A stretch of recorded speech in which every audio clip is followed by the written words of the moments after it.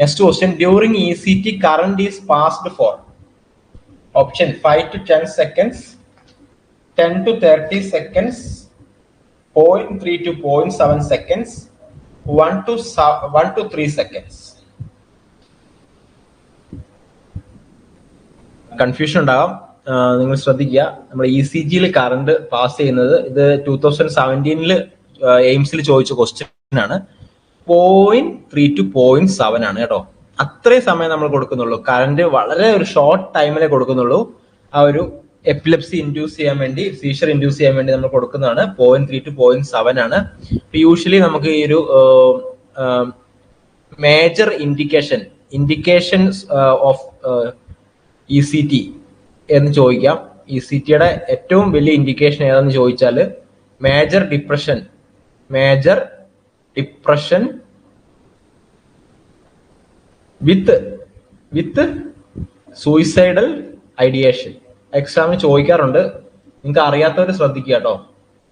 What is the major indication of ECT എന്ന് ചോദിച്ചാൽ, most indication of ECT എന്ന് ചോദിച്ചാൽ major depression with suicidal ideation. So what is the contraindication of ECT? Comment cheyavo. Contraindication of the ECT. Just ഒരു ഒറ്റ ഒരെണ്ണം comment ചെയ്താൽ മതി. കുറെ കോൺട്രാ ഇൻഡിക്കേഷൻസ് ഉണ്ട്. അതിനകത്ത് മെയിൻ ആയിട്ടുള്ള ഒരു contra indication absolute contraindications or major contraindication to give in ECT എന്ന് പറയാം. That is the absolute contraindication of ECT. Okay, Jijita correct ആണ്. ICP, increased intracranial pressure. She is correct. Increased intracranial pressure. Sridevi is correct. Allu ICP ആണ് കേട്ടോ. Increased intracranial pressure. Increased ICP ആണ്. Absolute contraindication of ECT.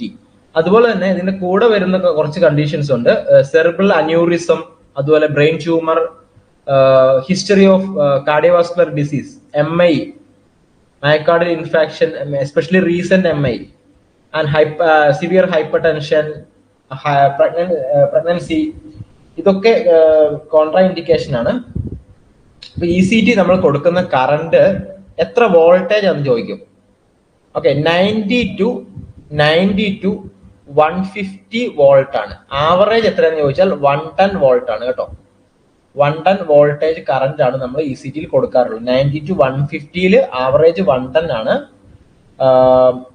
അപ്പൊ കറണ്ടിന്റെ കാര്യം മനസ്സിലായില്ലേ? കൂടുതൽ special ക്ലാസ്സുകൾ കിട്ടുന്നതിന് വേണ്ടി നിങ്ങൾക്ക് നഴ്സ്ക്യൂഡ് ആപ്പ് ഡൗൺലോഡ് ചെയ്യാം. താഴെ ഡിസ്ക്രിപ്ഷൻ ബോക്സ് ചെക്ക് ചെയ്യുക.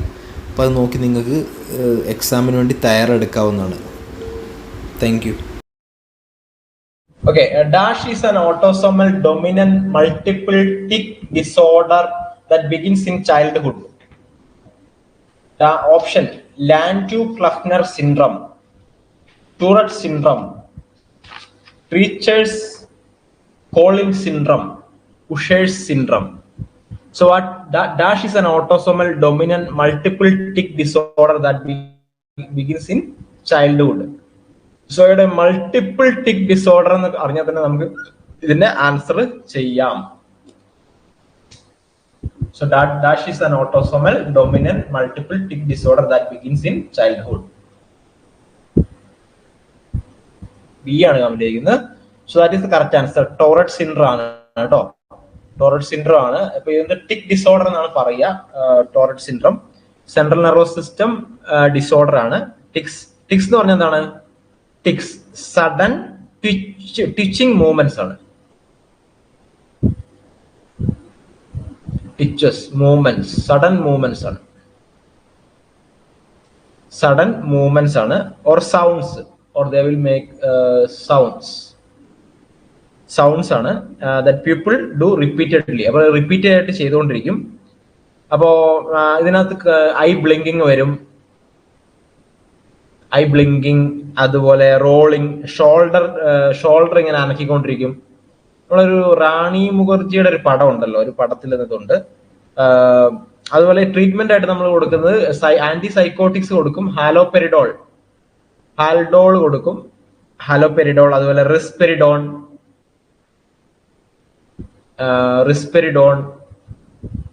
അതുപോലെ ഫ്ലുവനാസിൻ. അപ്പോ നമുക്ക് ചോദിക്കാം drug of choice of Tourette syndrome എന്ന് ചോദിക്കാം. അപ്പൊ ഹാലോപെരിഡോൾ, റെസ്പിരിഡോൺ, ഫ്ലുവനാസിൻ, ഇതിൽ ഏതെങ്കിലും ഓപ്ഷൻ ഉണ്ടെങ്കിൽ നിങ്ങൾക്ക് എഴുതാവുന്നതാണ്. കറക്റ്റ് ആൻസർ ആണ്. Then what is Landau Kleffner syndrome? അതായത് ചൈൽഡ്ഹുഡ് CNS ഡിസോർഡർ ആണ്. എല്ലാ കൺഫ്യൂഷൻ ഉണ്ടാക്കുന്നതാണ്. സെയിം ചൈൽഡ്ഹുഡ് CNS ഡിസോർഡർ ആണ്. സഡൻ ഓൺസെറ്റ് ഓഫ് അഫേസിയ ആണ്. അഫേസിയ ഉണ്ടാകും, പെട്ടെന്ന് ഒരു അഫേസിയ വരുന്നതാണ് ലാൻഡു ക്ലഫ്നർ സിൻഡ്രം. അഫേസിയ എന്ന് പറഞ്ഞാൽ എന്താണ്? What is aphasia? Inability to understand or express language മനസ്സിലാക്കാനും എക്സ്പ്രസ് ചെയ്യാനും കഴിയാത്തൊരവസ്ഥയാണ് അഫേസിയ. പെട്ടെന്ന് അങ്ങനെ വരുന്നതാണ് Landau Kleffner syndrome. Treacher Collins syndrome. So ഇതെന്താണ് ട്രീച്ചേഴ്സ് കോളിൻ സിൻഡ്രം? ചിലപ്പോൾ ചോദിക്കാം കേട്ടോ, ഏത് വേണേലും അറിഞ്ഞിരിക്കണം നമ്മള്. ട്രീച്ചേഴ്സ് കോളിൻ സിൻഡ്രം എന്ന് പറഞ്ഞാൽ some bones and tissues in face are not developed. അപ്പൊ നമ്മുടെ മുഖത്തുള്ള bones or tissues in face are not developed. Rare ആയിട്ടുള്ള കാണുന്നതാണ്. some bones and tissues in face are not developed. That is an inherited disorder. That is what is Usher's syndrome. So partial or total hearing loss ആണ്. Hearing loss ആണ് കേട്ടോ ഇവിടെ വരുന്നത്. Usher's സിൻഡ്രത്തിൽ വരുന്നത് partial or total hearing loss ആണ്.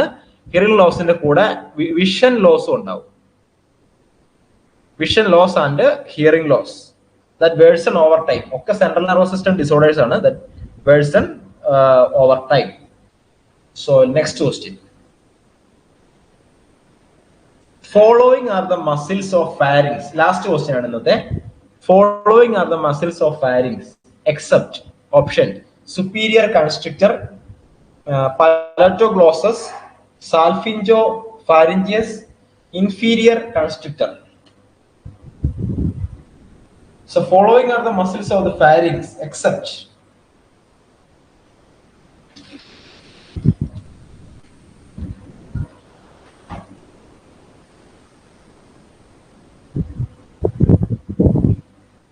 അറിയണമെന്നില്ല, കുഴപ്പമില്ല, നമുക്ക് പഠിക്കാം.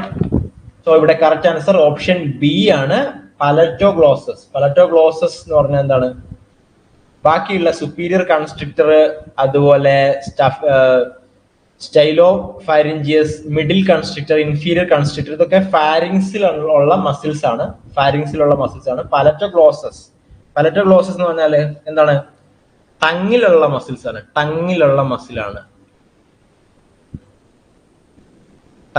അതായത് one among the 4 extrinsic muscles. ടങ്ങിലുള്ള എക്സ്ട്രിൻസിക് മസിൽസ് ആണ്. എക്സ്ട്രിൻസിക് മസിൽസ് ടങ്ങില് 4 എണ്ണം ഉണ്ട്. അതിനകത്ത് ഒന്നാണ് പലറ്റോഗ്ലോസസ്. ഓക്കെ, അപ്പൊ ഇത് ടങ്ങില് അല്ലെങ്കിൽ സോഫ്റ്റ് പാലറ്റില്, നമ്മുടെ സൈഡിലായിട്ടുള്ള സോഫ്റ്റ് പാലറ്റില്ലേ, ഹാർഡ് പാലറ്റും ഉണ്ട്, സോഫ്റ്റ് പാലറ്റും ഉണ്ട്. അപ്പൊ സോഫ്റ്റ് പാലറ്റിന്റെ ഭാഗത്തും ഈ മസിൽ തന്നെ ഉണ്ട്. അപ്പൊ സോഫ്റ്റ് പാലറ്റിലുള്ളതും ടങ്ങിലുള്ള മസിലുമാണ് പലറ്റോഗ്ലോസസ്. എക്സാമിന് ചോദിച്ചാൽ ആൻസർ ചെയ്യണം കേട്ടോ.